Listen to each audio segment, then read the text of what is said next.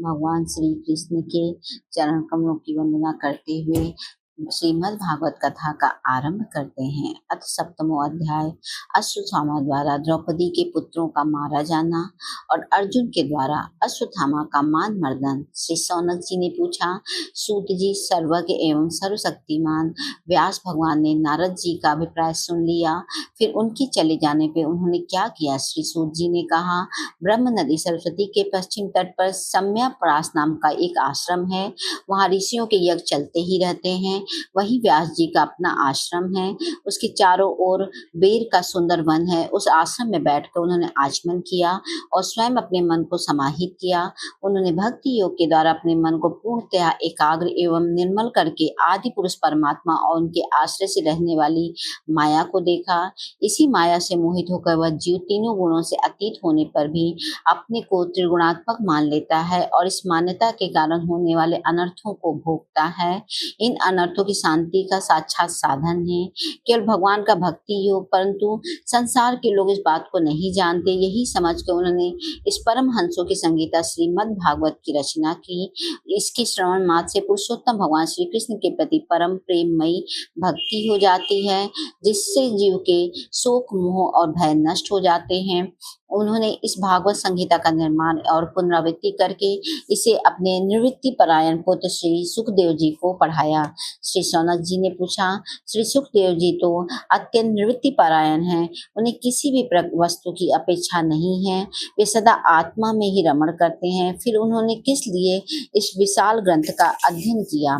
श्री सूत जी ने कहा, जो लोग ज्ञानी हैं, जिनकी अविद्या की गांठ खुल गई है और जो सदा आत्मा में ही रमण करने वाले हैं, वे भी भगवान की हेतु रहित भक्ति क्या करते हैं, क्योंकि भगवान के गुण ही ऐसे मधुर हैं जो सबको अपनी ओर खींच लेते हैं। फिर श्री सुखदेव जी तो भगवान के भक्तों के अत्यंत प्रिय हैं और स्वयं भगवान वेद व्यास के पुत्र हैं। भगवान के गुणों ने उनके हृदय को अपनी ओर खींच लिया और उन्होंने उससे विवश होकर ही इस विशाल ग्रंथ का अध्ययन किया। सौनक जी, अब मैं राजश्री परीक्षित के जन्म, कर्म और मोक्ष की तथा पांडवों के स्वर्गारोहण की कथा कहता हूँ, क्योंकि इन्हीं से भगवान श्री कृष्ण की अनेक कथाओं का उदय होता है। जिस समय महाभारत युद्ध में कौरव और पांडव दोनों पक्षों के बहुत से वीर गति को प्राप्त हो चुके थे और भीमसेन की गदा के प्रहार से दुर्योधन की जांघ टूट चुकी थी, तब अश्वत्थामा ने अपने स्वामी दुर्योधन को का प्रिय थी तब कार समझ के द्रौपदी के सोते हुए पुत्रों के सिर काट कर उसे भेंट किए। यह घटना दुर्योधन को भी अप्रिय ही लगी, क्योंकि ऐसा नीच कर्म की सभी निंदा करते हैं। उन बालकों की माता द्रौपदी अपने पुत्रों का निधन सुनकर के अत्यंत दुखी हो गई और उनकी आंखों में आंसू छलछलाए, वह रोने लगी। अर्जुन ने उसे सांत्वना देते हुए कहा, कल्याणी, मैं तुम्हारे आंसू तब पोंछूंगा जब उस आतताई ब्राह्मण धर्म का सिर गांडीव धनुष के बाणों से काटकर तुम्हें भेंट करूंगा और पुत्रों की अंत्येष्टि क्रिया के बाद तुम उस पर पैर रखकर स्नान करोगी। अर्जुन ने इन मीठी और विचित्र बातों से द्रौपदी को सांत्वना दी और अपने मित्र भगवान श्री कृष्ण की सलाह से उन्हें सारथी बनाकर कवच धारण कर और अपने भयानक गांडीव धनुष को लेकर वे रथ पर सवार हुए तथा गुरुपुत्र अश्वत्थामा के पीछे दौड़ पड़े। बच्चों की हत्या से अश्वत्थामा का भी मन उद्विग्न हो गया था। जब उसने दूर से ही देखा कि अर्जुन मेरी ओर झपटे हुए आ रहे हैं, तब वह अपने प्राणों की रक्षा के लिए पृथ्वी पर जहां तक भाग सकता था रुद्र से भयभीत सूर्य की भांति भागता रहा। जब उसने देखा कि मेरे रथ के घोड़े थक गए हैं और मैं बिल्कुल अकेला हूँ, तब उसने अपने को बचाने का एकमात्र साधन ब्रह्मास्त्र ही समझा। यद्यपि उसे ब्रह्मास्त्र को लौटाने की विधि मालूम न थी, फिर भी प्राण संकट देकर उसने आचमन किया और ध्यानस्थ होकर ब्रह्मास्त्र का संधान किया। उस अस्त्र से सब दिशाओं में एक बड़ा प्रचंड तेज फैल गया। अर्जुन ने देखा कि अब तो मेरे प्राणों पर ही आ बनी, तब उन्होंने श्री कृष्ण से प्रार्थना की। अर्जुन ने कहा, श्री कृष्ण, तुम सच्चिदानंद स्वरूप परमात्मा हो, तुम्हारी शक्ति अनंत है, तुम्हें भक्तों के अभय देने वाले हो, जो संसार की धधकती हुई आग में जल रहे हैं, उन जीवों को उससे उबारने वाले एकमात्र तुम ही हो। तुम प्रकृति से परे रहने वाले आदि पुरुष साक्षात परमेश्वर हो। अपनी चित्त शक्ति से बहिरंग एवं त्रिगुणमयी माया को दूर भगाकर अपने अद्वितीय स्वरूप में स्थित हो। वहीं तुम अपने प्रभाव से माया मोहित जीवों के लिए धर्म आदि रूप कल्याण का विधान करते हो। तुम्हारा यह अवतार पृथ्वी का भार हरण करने के लिए और तुम्हारे अनंत प्रेमी भक्तजनों के निरंतर स्मरण ध्यान करने के लिए है। स्वयं प्रकाश स्वरूप श्री कृष्ण या भयंकर तेज सब ओर से मेरी ओर आ रहा है। यह क्या है और कहाँ से क्यों आ रहा है, इसका मुझे बिल्कुल पता नहीं है। भगवान ने कहा, अर्जुन, यह अश्वत्थामा का चलाया हुआ ब्रह्मास्त्र है। यह बात समझ लो कि प्राण संकट उपस्थित होने से उसने इसका प्रयोग तो कर दिया, परंतु वह इस अस्त्र को लौटाना नहीं जानता। किसी भी दूसरे अस्त्र में इसको दबा देने की शक्ति नहीं है। तुम शस्त्रास्त्र विद्या को भली भांति जानते ही हो। ब्रह्मास्त्र के तेज से इस ब्रह्मास्त्र की प्रचंड आग को बुझा दो। सूत जी कहते हैं, अर्जुन विपक्षी वीरों को मारने में बड़े प्रवीण थे। भगवान की बात सुनकर उन्होंने आचमन किया और भगवान की परिक्रमा करके ब्रह्मास्त्र के निवारण के लिए ब्रह्मास्त्र का ही संधान किया। बाणों से विशिष्ट उन दोनों ब्रह्मास्त्र के तेज प्रलयकालीन सूर्य और अग्नि के समान आपस में टकराकर सारे आकाश और दिशाओं में फैल गए और बढ़ने लगे। तीनों लोगों को जलाने वाली उन दोनों अस्त्रों की बढ़ी हुई लपटों से प्रजा जलने लगी और उसे देखकर सबने यही समझा कि यह प्रलय काल की सामंतक अग्नि है। उस आग से प्रजा का और लोगों का नाश होते देख भगवान की अनुमति से अर्जुन ने उन दोनों को ही लौटा लिया। अर्जुन की आंखें क्रोध से लाल लाल हो रही थी। उन्होंने झपट कर उस क्रूर अश्वत्थामा को पकड़ लिया और जैसे कोई रस्सी से पशु को बांध ले वैसे ही बांध लिया। अश्वत्थामा को बलपूर्वक बांधकर अर्जुन ने जब शिविर की ओर ले जाना चाहा, तब उनसे कमल नयन भगवान श्री कृष्ण ने कुपित होकर कहा, अर्जुन, इस ब्राह्मण धर्म को छोड़ना ठीक नहीं है। इसको तो हम मार ही डालो। इसने रात में सोए हुए निरपराध बालकों की हत्या की है। धर्मवेत्ता पुरुष, असावधान मतवाले, पागल, सोए हुए बालक, स्त्री, विवेक ज्ञान शून्य, शरणागत, रथहीन और भयभीत शत्रु को कभी नहीं मारते, परंतु जो दुष्ट और क्रूर पुरुष दूसरों को मारकर अपने प्राणों का पोषण करते हैं, उसका तो वध ही उसके लिए कल्याणकारी है, क्योंकि वैसी आदत को लेकर यदि वह जीता है तो और भी पाप करता है और उन पापों के कारण नरकगामी होता है। फिर मेरे सामने ही तुमने द्रौपदी से प्रतिज्ञा की थी कि मानवती, जिसने तुम्हारे पुत्रों का वध किया, उसका सिर मैं उतार लाऊंगा। उस पापी कुलांगर आताई ने तुम्हारे पुत्रों का वध किया है और अपने स्वामी दुर्योधन को भी दुख पहुंचाया है, इसलिए अर्जुन, इसे मार ही डालो। भगवान श्री कृष्ण ने अर्जुन के धर्म की परीक्षा लेने के लिए इस प्रकार प्रेरणा की, परंतु अर्जुन का हृदय महान था। यद्यपि अश्वत्थामा ने उनके पुत्रों की हत्या की थी, फिर भी अर्जुन के मन में गुरु पुत्र को मारने की इच्छा नहीं हुई। इसके बाद अपने मित्र और सारथी श्री कृष्ण के साथ वे अपने युद्ध शिविर में पहुंचे। वहां अपने मृत पुत्रों के लिए शोक करती द्रौपदी को उसे सौंप दिया। द्रौपदी ने देखा कि अश्वत्थामा पशु की तरह बांध कर लाया गया है। निंदित कर्म करने के कारण उसका मुख नीचे की ओर झुका हुआ है। अपना अनिष्ट करने वाले गुरुपुत्र अश्वत्थामा को इस प्रकार अपमानित देखकर द्रौपदी का कोमल हृदय कृपा से भर आया और उसने अश्वत्थामा को नमस्कार किया। गुरुपुत्र का इस प्रकार बांध कर लाया जाना सती द्रौपदी को सहन नहीं हुआ। उसने कहा, छोड़ दो, इन्हें छोड़ दो। ये ब्राह्मण हैं, हम लोगों के अत्यंत पूजनीय हैं, जिनकी कृपा से आपने रहस्य के सारे धनुर्वेद और प्रयोग तथा उपसंहार के साथ संपूर्ण शस्त्रास्त्रों का ज्ञान प्राप्त किया। वे आपके आचार्य द्रोण ही पुत्र के रूप में आपके सामने खड़े हैं। उनकी अर्धांगिनी कृपी अपने वीर पुत्र की ममता से ही अपने पति का अनुगमन नहीं कर सकी। वे अभी जीवित है। महाभाग्यवान आर्यपुत्र, आप तो बड़े धर्मज्ञ हैं। जिस गुरुवंश की नित्य पूजा और वंदना करनी चाहिए, उसी को व्यथा पहुंचाना आपके योग्य कार्य नहीं है। जैसे अपने बच्चों के मर जाने से मैं दुखी होकर रो रही हूँ और मेरी आंखों से बार बार आंसू निकल रहे हैं, वैसे ही इनकी माता प्रतिव्रता गौतमी ना रोए। जो उच्च खिल राजा अपने कृत्यों से ब्राह्मण कुल को कुपित कर देते हैं, कुपित ब्राह्मण कुल उन राजाओं को सपरिवार शोकाग्नि में डालकर शीघ्र ही भस्म कर देता है। सूत जी ने कहा, सौनक आदि ऋषियों द्रौपदी के बाद धर्म और न्याय के अनुकूल थी। उसमें कपट नहीं था, करुणा और समता थी। अतः राजा युधिष्ठिर ने रानी के इन हित भरे श्रेष्ठ वचनों का अभिनंदन किया। साथ ही नकुल, सहदेव, सात्यकी, अर्जुन, स्वयं भगवान श्री कृष्ण और वहां पर उपस्थित सभी नर नारियों ने द्रौपदी की बात का समर्थन किया।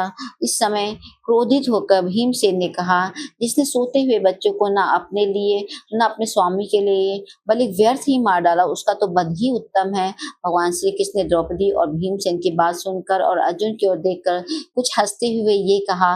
भगवान श्री कृष्ण बोले, पतित ब्राह्मण का भी वध नहीं करना चाहिए और आताई को मार ही डालना चाहिए। शास्त्रों में मैंने ही ये दोनों बातें कही हैं, इसलिए मेरी दोनों आज्ञाओं का पालन करो। तुमने द्रौपदी को सांत्वना देते समय जो प्रतिज्ञा की कि उसे भी सत्य करो, साथ ही भीमसेन द्रौपदी और मुझे जो प्रिय है वह भी करो। सूत जी कहते हैं अर्जुन भगवान के हृदय की बात तुरंत ताड़ गए और उन्होंने अपनी तलवार से अश्वत्थामा के सिर की मणि उसके बालों के साथ उतार ली। बालकों की हत्या करने से वह श्रीहीन तो पहले ही हो गया था, अब मणि और ब्रह्म तेज से भी रहित हो गया। इसके बाद उन्होंने रस्सी का बंधन खोलकर उसे शिविर से निकाल दिया। मुंड देना, धन छीन लेना और स्थान से बाहर निकाल कर देना, यही ब्राह्मण धर्मों का वध है। उनके लिए इससे भिन्न शारीरिक वध का विधान नहीं है। पुत्रों की मृत्यु से द्रौपदी और पांडव सभी शोकातुर हो रहे थे। अब उन्होंने अपने मरे हुए भाई बंधु की दाह आदि अंत्येष्टि क्रिया की। इति श्रीमद्भागवते महापुराणे पारमहंस्या संहितायां प्रथम स्कंधे द्रोणी निग्रहो नाम सप्तमो अध्याय। ओम नमो भगवते वासुदेवाय नमः। ओम नमो भगवते वासुदेवाय नमः। अथाष्टमो अध्याय। गर्भ में परीक्षित की रक्षा, कुंती के द्वारा भगवान की स्तुति और युधिष्ठिर का शोक। सूत जी कहते हैं इसके बाद पांडव श्री कृष्ण के साथ जलांजलि के इच्छुक मरे हुए स्वजनों का तर्पण करने के लिए स्त्रियों का आगे करके गंगा तट पर गए। वहां उन सबने मृत बंधुओं को जलदान दिया और उनके गुणों का स्मरण करके बहुत विलाप किया और तदंतर भगवान के चरण कमलों की धूलि से पवित्र गंगा जल में पुनः स्नान किया। वहां अपने भाइयों के साथ कुरुपति महाराज युधिष्ठिर, धृतराष्ट्र, पुत्र शोक से व्याकुल गांधारी, कुंती और द्रौपदी सब बैठकर मरे हुए स्वजनों के लिए शोक करने लगे। भगवान श्री कृष्ण ने धौम्य आदि मुनियों के साथ उनको सांत्वना दी और समझाया कि संसार के सभी प्राणी काल के अधीन है, मौत से किसी को कोई बचा नहीं सकता। इस प्रकार भगवान श्री कृष्ण ने अजात शत्रु महाराज युधिष्ठिर को उनका वह राज जो धूर्तों से छल से छीन लिया था वापस दिलाया तथा द्रौपदी के केसों का स्पर्श करने से जिनकी आयु क्षीण हो गई थी उन दुष्ट राजाओं का वध कराया। साथ ही युधिष्ठिर के द्वारा उत्तम सामग्रियों से तथा पुरोहितों से 3 अश्वमेघ यज्ञ कराए। इस प्रकार युधिष्ठिर के पवित्र यश को 100 यज्ञ करने वाले इंद्र के यश की तरह सब ओर फैला दिया। इसके बाद भगवान श्री कृष्ण ने वहां से जाने का विचार किया। उन्होंने उसके लिए पांडवों से विदा ली और व्यास आदि ब्राह्मणों का सत्कार किया। उन लोगों ने भी भगवान का बड़ा ही सम्मान किया। तदंतर सात्यकी और उद्धव के साथ द्वारका जाने के लिए वे रथ पर सवार हुए। उसी समय उन्होंने देखा कि उत्तरा भय से विह्वल होकर सामने से दौड़ी चली आ रही। उत्तरा ने कहा, देवाधिदेव जगदीश्वर आप महायोगी हैं, आप मेरी रक्षा कीजिए, रक्षा कीजिए। आपके अतिरिक्त इस लोक में मुझे अभय देने वाला और कोई नहीं, क्योंकि यहाँ सभी परस्पर एक दूसरे के मृत्यु के निर्मित बन रहे हैं। प्रभु आप सर्वशक्तिमान हैं।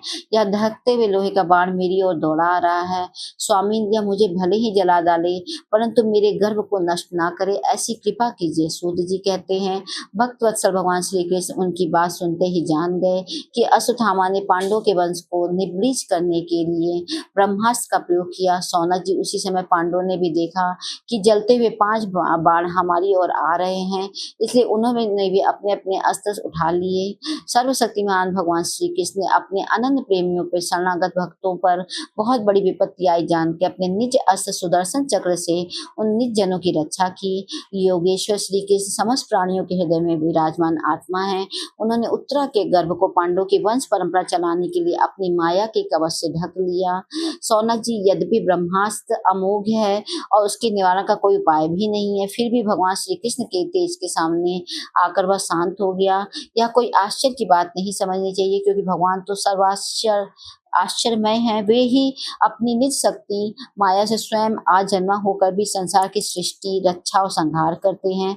जब भगवान श्री कृष्ण जाने लगे तब ब्रह्मास्त्र की ज्वाला से मुक्त अपने पुत्रों के और द्रौपदी के साथ सती कुंती ने भगवान श्री कृष्ण की इस प्रकार स्तुति की। कुंती ने कहा, आप समस्त जीवों के बाहर और भीतर एक रस स्थित हैं, फिर भी इंद्रियों और वृत्तियों से देखे नहीं जाते, क्योंकि आप प्रकृति से पड़े आदि पुरुष परमेश्वर हैं। मैं आपको नमस्कार करती हूँ। इंद्रियों से जो कुछ जाना जाता है उसकी तह में आप विद्यमान रहते हैं और अपनी ही माया के पर्दे से अपने को ढके रहते हैं। मैं अबोध नारी, आप अविनाशी पुरुषोत्तम को भला कैसे जान सकती हूँ।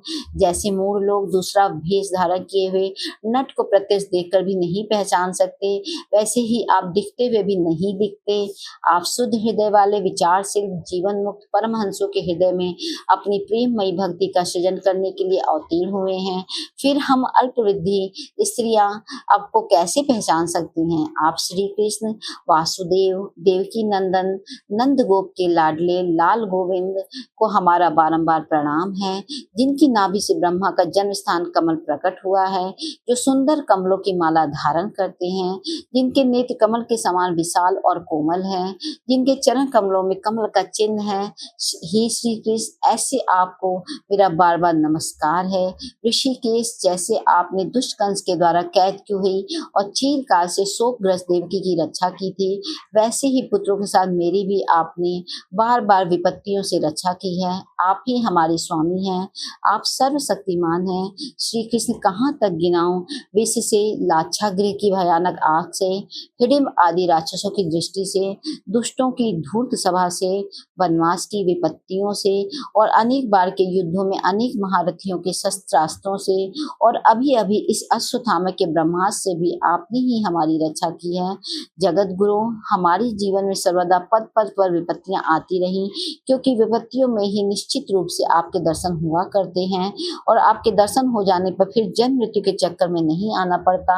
ऊंचे कुल में जन्म, ऐश्वर्य, विद्या और संपत्ति के कारण जिसका घमंड बढ़ रहा है, वह मनुष्य तो आपका नाम भी नहीं ले सकता, क्योंकि आप तो उन लोगों को दर्शन देते हैं जो अकिंचन हैं। आप निर्धनों के परम धन्य हैं। माया का प्रपंच आपका स्पर्श भी नहीं कर सकता। आप अपने आप में ही विहार करने वाले परम शांत स्वरूप हैं।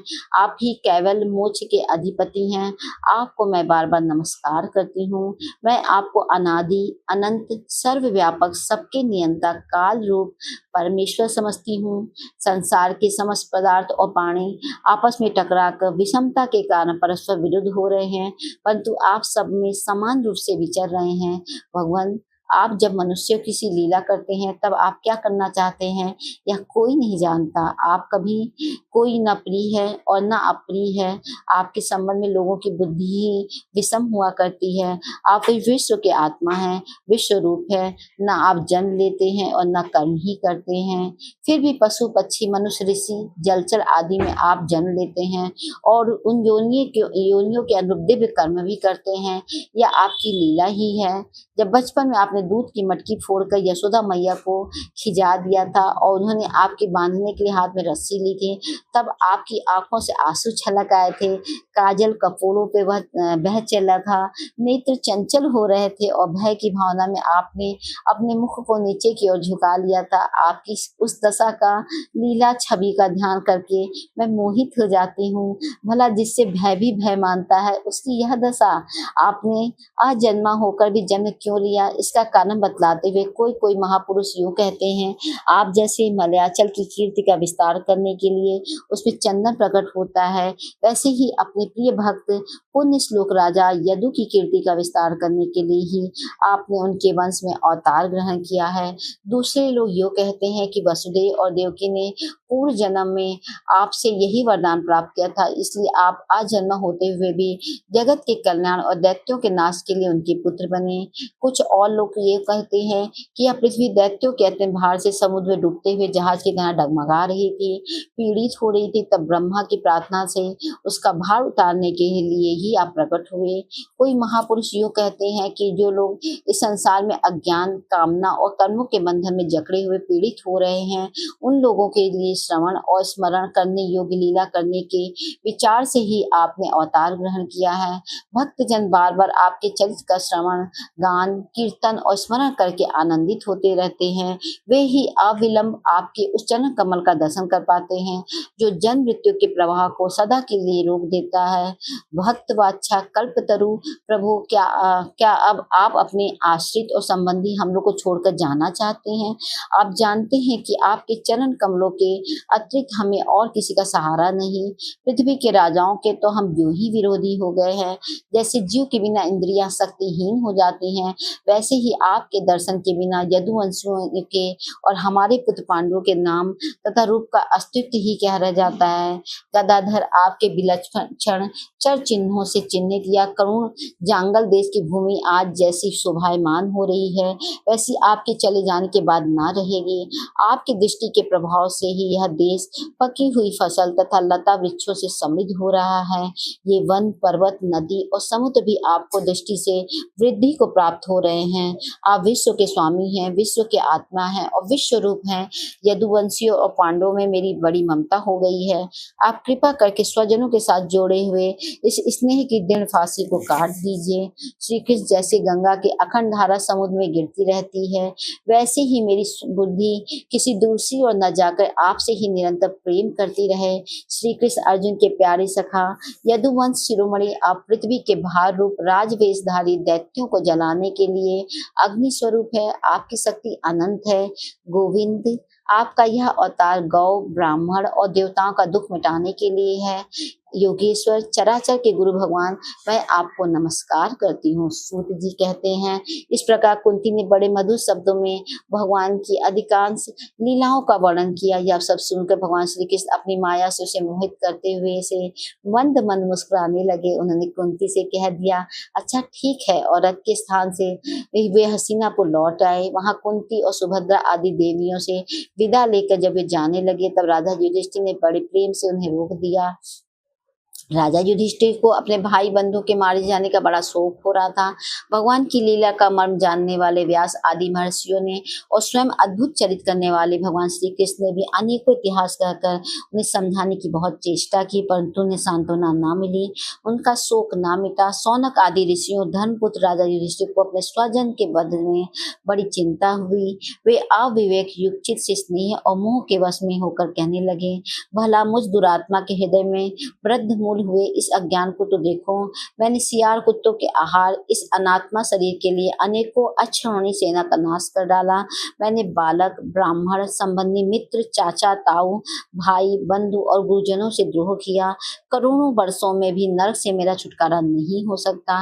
यद्यपि शास्त्र का वचन है कि राजा यदि प्रजा का पालन करने में नहीं के लिए धर्म युद्ध में शत्रुओं को मारे तो उसे पाप नहीं लगता, फिर भी इसमें मुझे संतोष नहीं होता। स्त्रियों के पति और भाई बंधु के मारने से उनका मेरे द्वारा यहाँ जो अपराध हुआ है उसका मैं गृहस्थोचित यज्ञ यागादि के द्वारा मार्जन करने में समर्थ नहीं। जैसे कीचड़ में गंदला जल स्वच्छ नहीं किया जा सकता, मदिरा से मदिरा की अपवित्रता नहीं मिटाई जा सकती, वैसे ही बहुत से हिंसा बहुल यज्ञों के द्वारा एक भी प्राणी की हत्या का प्रायश्चित नहीं किया जा सकता।